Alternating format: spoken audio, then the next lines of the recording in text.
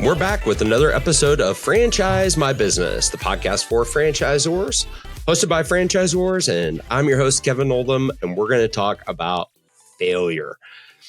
I don't know about you. I've re-failed today, and I fail miserably every single day. Sometimes those failures are small, but I still consider them to be miserable because it could be something that is small in the grand scheme of things, but that I'm a little bit hard on myself for. It could be like a parenting fail or something along those lines. Business, definitely, there is a ton of failure. And it's kind of comforting to talk about failure because nobody really talks about it. Everybody always talks about the wins and all those things. And I think we have this culture of not talking about hard stuff, like the times that we have failed. And so I'm going to talk to you guys a little bit about one of my biggest business failures, but I want to go a little bit deeper and talk about a return on investment in terms of failing.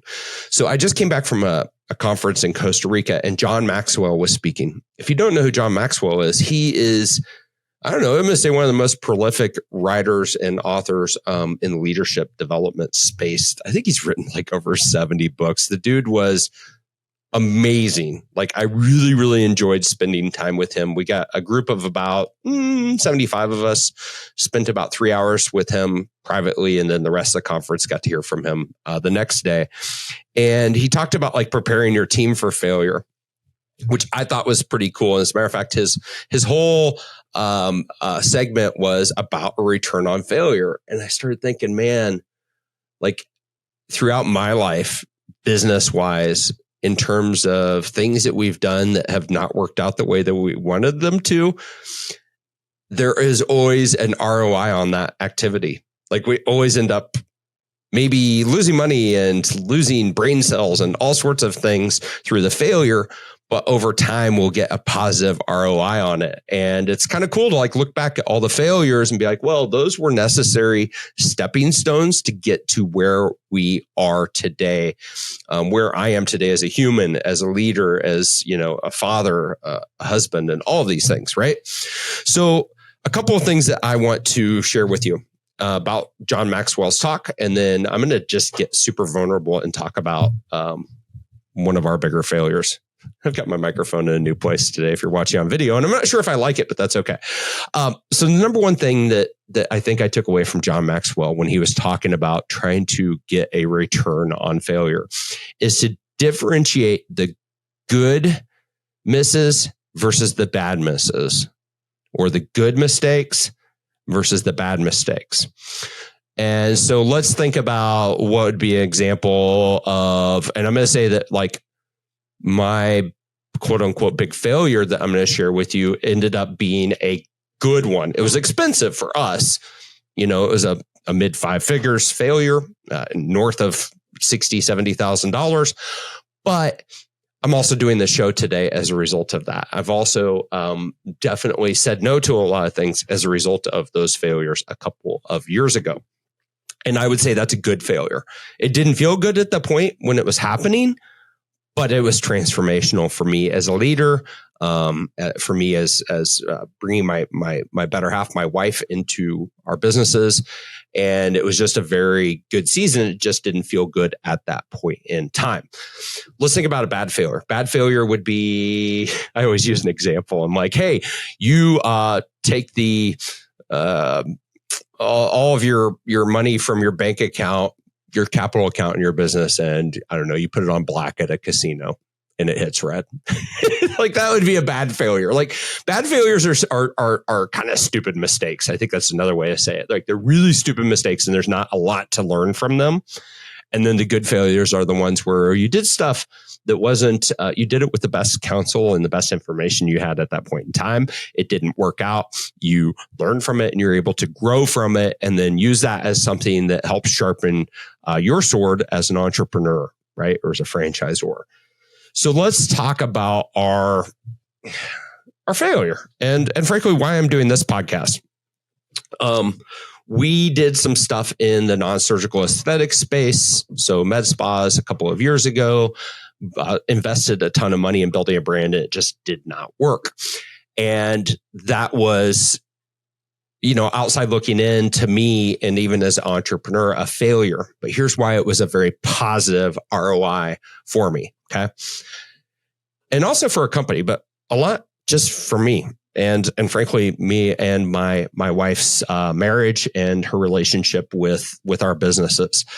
So, we'd gone down this path, and I think I've talked about this before, where we created a brand called Med Spa Life. We wanted to help people in non-surgical aesthetics get more appointments, because that is something that we'd had some success with. So we went pretty deep into the industry, and then realized it was not something that any of us were really passionate about. Okay. And so we'll just kind of leave it at that. So I decided to not continue investing in that brand. And probably the most positive thing that happened as a result of that is I kind of had a little mini entrepreneur breakdown. This was 2021. We're in the middle of a pandemic. And I had just come back from one of the industry trade shows, and just was feeling like I was in the wrong environment. I was doing the wrong thing. I was hosting a podcast in something that, I'm not passionate about, non-surgical aesthetics. I love franchises. Like, that's, anybody who knows me knows this is my favorite business model on the planet. And so it's like total opposite. I can wake up and this does not feel like a push. I didn't even know what this episode was going to be about 5 minutes before I started. Like, I can just sit down and talk. And I couldn't do that in the non-surgical aesthetic space because I didn't have the expertise. I didn't have the burning desire, the curiosity, like all those things that they were just lacking. And so it made it really, really challenging. But the thing that made it a positive ROI, the thing that made it just such a wonderful opportunity for us as an organization, and for me as a husband, a father, a business leader, an entrepreneur, was this little breakdown that I had. I got vulnerable with my wife. There were tears shed. I still remember we were laying in our bed, and I just broke down. I told her I felt like I had made a mistake. I had led my team down a wrong path. I had invested capital in the wrong areas, and it didn't work. And she was pretty awesome about it. I mean, it was the day that I started bringing my wife, Andrea, into our company. She doesn't work here, but she is an advisor, a trusted advisor. She started interviewing employees. She started weighing in on business decisions because she let me. Like, she's like, you don't have to do this by yourself. Just because, I'm the primary person operating the company on a day-to-day basis. Like, we're in this together. We made the decision to start this company together 8 years ago. She's been my ride or die, my confidant. And so I started letting my wife into my business. And probably much like, you think about whoever's in the White House, a lot of times you're probably thinking, hey, the spouse of that person probably hears a lot, because that is their best friend, their closest confidant, their mate for life. A lot of things come and go, but your marriage hopefully is something that lasts forever. I know that ours will be one of those things that lasts until, one of us goes away, right? So that was huge, because then things culturally started to change at our company. My wife started to interview people as they came in, because she has that intuition that maybe I don't. And a lot of cool things started to happen. And the positive ROI from that failure it's been huge. It led me to then go really explore where I should do a podcast, what I should lean into professionally, the types of people that I should surround myself with at work, like key hires and things like that. And all of those things, and it just started to reduce a lot of friction and provide a high ROI for us. So I sit here, basically 2 years later, and I'm like, man, yes, challenging. Yes, not a lot of fun when we were going through it, but necessary to get to where we are today, which is, I feel like we're in the right lane now. We're swimming in the right lane. We've got the right players on the team, all A players, like just firing on all cylinders. And I don't believe that would have happened without failure. So as you take inventory of fails, think about, is it a good fail? Or if it's a bad fail. If it's a bad fail, just be like, hey, maybe make a commitment to yourself that that's something that you're not going to do again. If it's a good fail, it may not be apparent right now. You may have to have the benefit of hindsight and being able to look back and then realize that without that failure, you may not be where you are today. Chances are you probably wouldn't be.